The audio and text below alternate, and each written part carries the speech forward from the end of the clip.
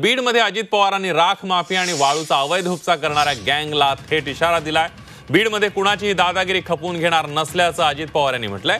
तसंच यावेळी अजित पवारांनी पक्षाच्या पदाधिकाऱ्यांचेही कान टोचल्याचं पाहायला मिळालं।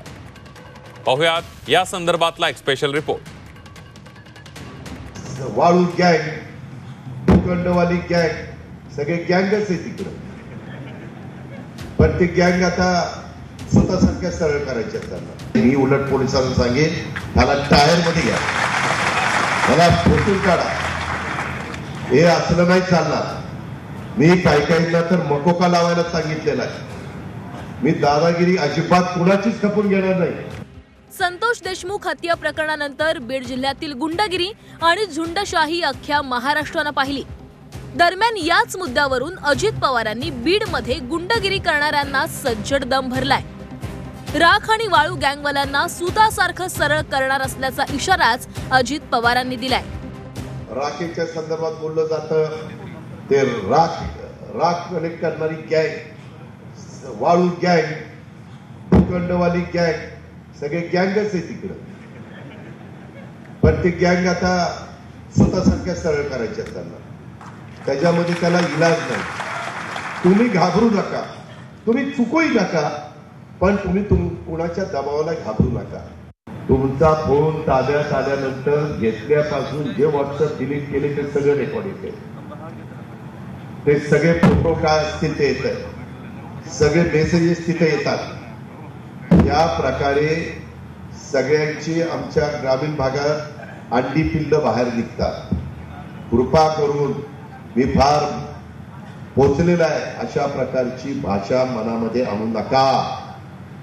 जर त्याच्यात तुम्ही अडकला तर अशांना सोडवायला मी पुढे येणार नाही। मी उलट पोलिसांना सांगेन, त्याला टायर मध्ये घ्या, मला फोटून काढा, हे असलं नाही चालणार। मी काही काहींना तर मकोका लावायला सांगितलेला आहे। मी दादागिरी अजिबात कुणाचीच खपून घेणार नाही, सत्ताधारी पक्षाच्या कार्यकर्त्यांची पण खपून घेणार नाही आणि विरोधी पक्षाची पण खपून घेणार नाही। एवढंच नव्हे तर अजित पवारांनी राष्ट्रवादी युवा संवाद कार्यक्रमात पदाधिकाऱ्यांचे देखील कान टोचलेत। पक्षात कार्यकर्त्यांना घेताना त्यांचे रेकॉर्ड्स तपासण्याच्या सूचनाही त्यांनी दिल्यात। चुकीचे लोक पक्षात आल्यावर त्याची किंमत पक्षाला मोजावी लागते, असंही अजित पवारांनी म्हटलंय। बाबांनो, पक्षामध्ये कार्यकर्त्यांना घेत असताना त्यांच्या थोडा रेकॉर्ड मी काल रात्री एसपीला फोन करून रेकॉर्ड वेगवेगळ्या मान्यवरांचं मागितलं। त्यामध्ये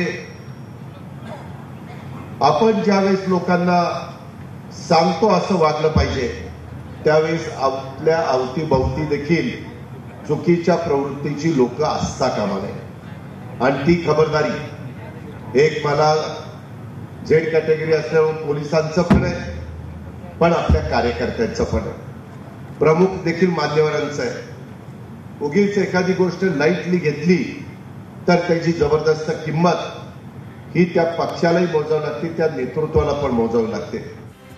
अजित पवारांनी बीडमध्ये दाखल होताच अधिकाऱ्यांना धारेवर धरलं। मी एखादी माहिती मागितल्यावर ती नाही असं सांगू नका, माहिती गोळा करून मला द्या। हेलिपॅडवर उतरताच दादांनी अधिकाऱ्यांचा समाचार घेतला।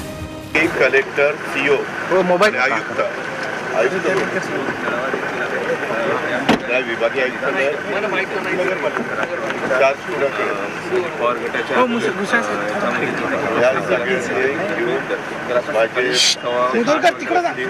मी आता येताना चर्चा केलेली आहे, मला काय काय पाहिजे, कारण त्या तुमच्या दुपारपासून मिटिंग आहे। परत मी सुरुवात केल्या त्याची माहिती नाही, त्याची माहिती नाही, असं चालणार नाही।